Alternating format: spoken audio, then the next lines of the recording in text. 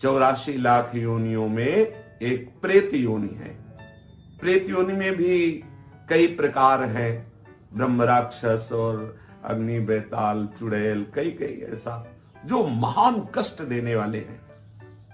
अगर आप भगवद आश्रित होकर भजन नहीं करेंगे तो आप ऐसी अशुभ योनियों को प्राप्त होंगे।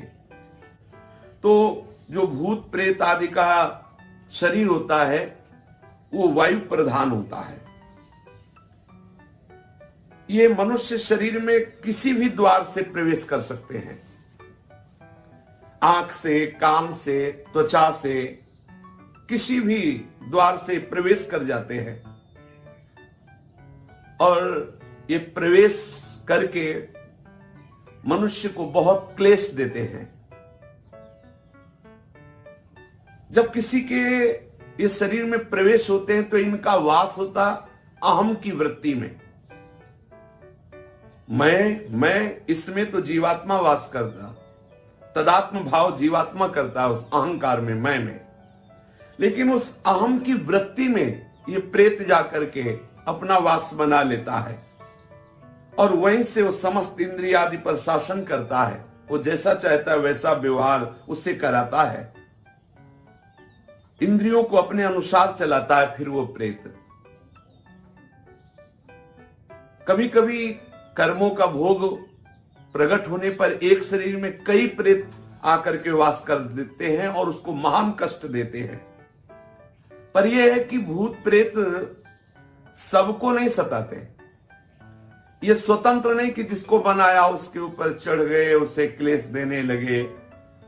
ये मल द्वार से, मूत्र द्वार से, नेत्र द्वार से, घ्राणेन्द्रिय के द्वार से, श्रवणेन्द्रिय के द्वार से, त्वगेन्द्रिय से ये प्रवेश कर जाते हैं। अहम वृत्ति में जाकर के इंद्रियों पर शासन करते, नाना प्रकार के क्लेश उस शरीर को देते हैं। लेकिन ये हर एक शरीर में प्रवेश नहीं हो सकते, इनके ऊपर शासन ये मनमानी नहीं कर सकते।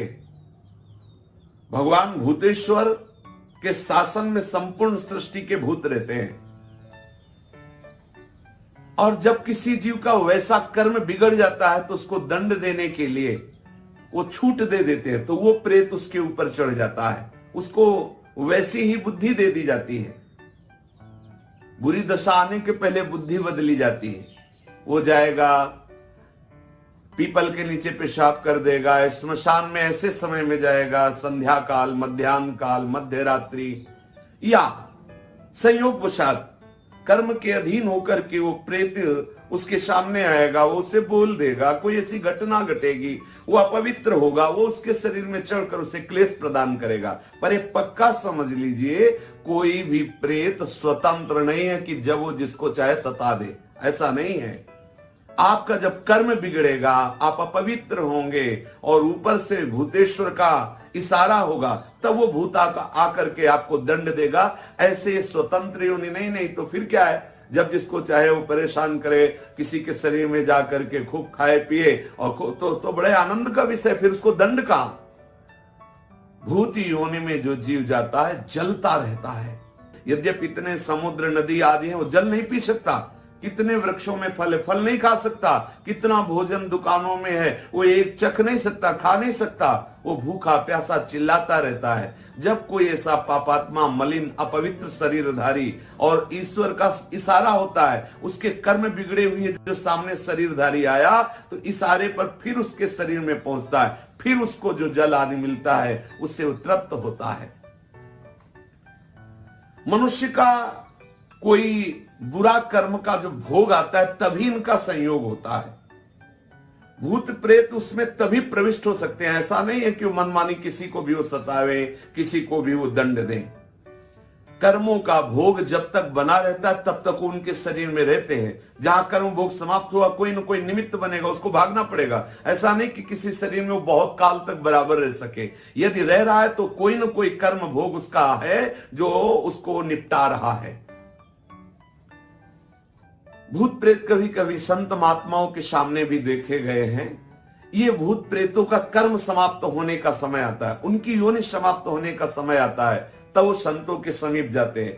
जो भजनानंदी भगवत प्राप्त महात्मा या भगवत प्राप्ति की प्रबल लालसा वाले संत जन है, इनके दर्शन से, इनके संभाषण से उनके सानिध्य में आने से उसके सारे कर्म जो प्रेत योनि बनाने के हेतु हुए थे वो सब नष्ट हो जाते हैं और वो मुक्त हो जाता है प्रेत योनि से। इसीलिए संतों के सामने जाते हैं। ऐसी अशुभ योनियां तुम्हें कभी सताए ना, इसके लिए बहुत सुंदर उपाय है।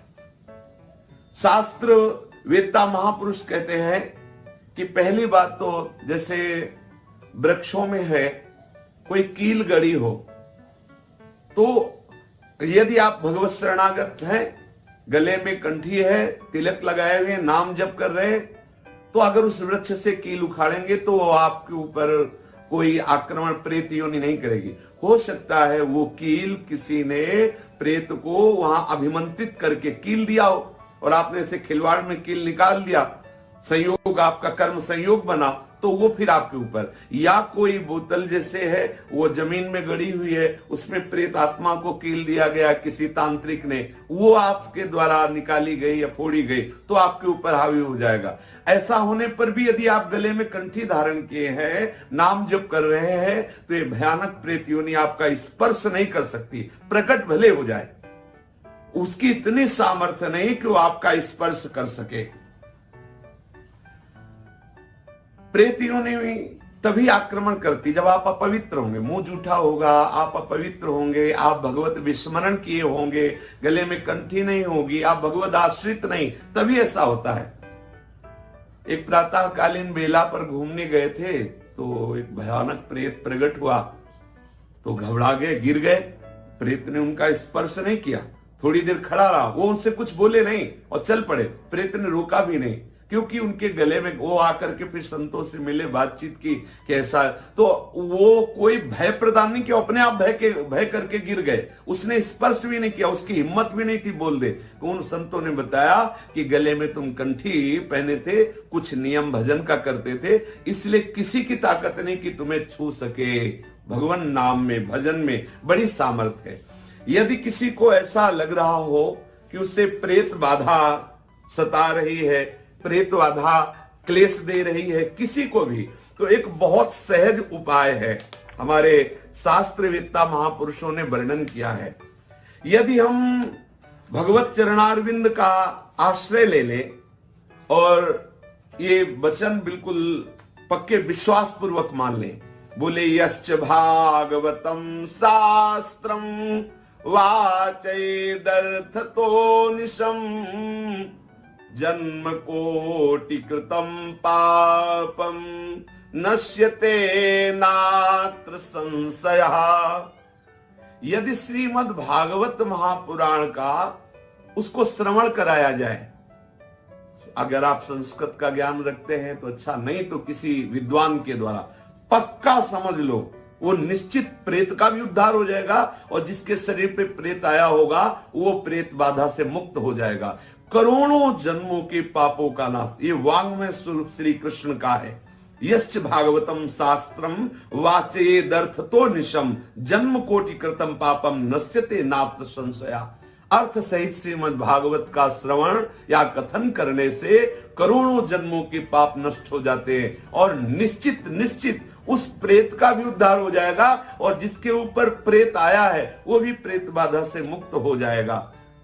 देखो, धुंधकारी महान भयानक प्रेत, जब गोकर्ण जी ने श्रीमद् भागवत कथा श्रवण कराई तो 7 दिनों में सूखे बांस की गांठ में वो बैठा हुआ था, वो गांठें फट गई और वो भगवत पार्षद होकर, कोई साधना नहीं हुई उससे, केवल श्रीमद् भागवत का श्रवण किया तो वो भगवत स्वरूप होकर दिव्य विमान पर बैठकर भगवत धाम को गया। महाभयानक प्रेत, बुरा आचरण करने वाला धुंधकारी।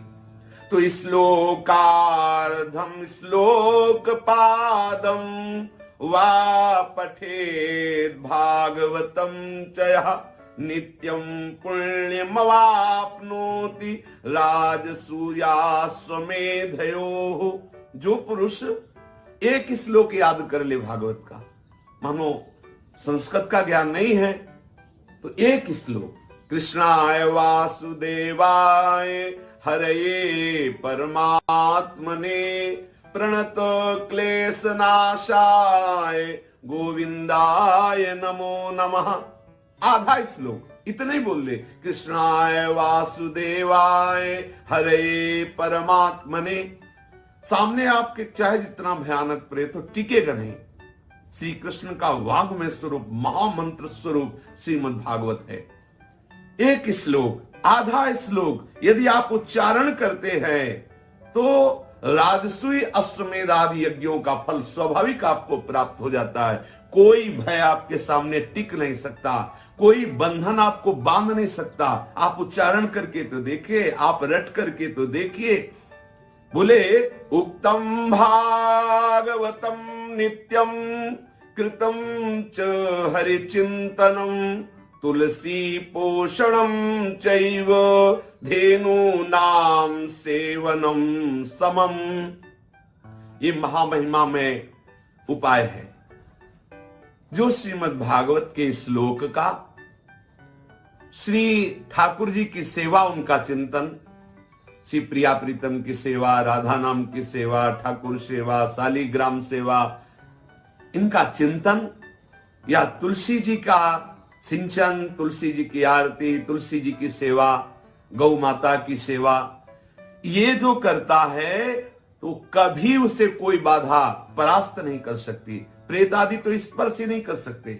जो ठाकुर सेवा करते हैं, गले में तुलसी धारण करते हैं, श्रीमद् भागवत का श्लोक याद किए हुए हैं, और जो हरि चिंतन करते हैं, गौ को ग्रास देते हैं, चारा देते हैं, सेवा कर, ऐसे पुरुषों को प्रेत छू नहीं सकते।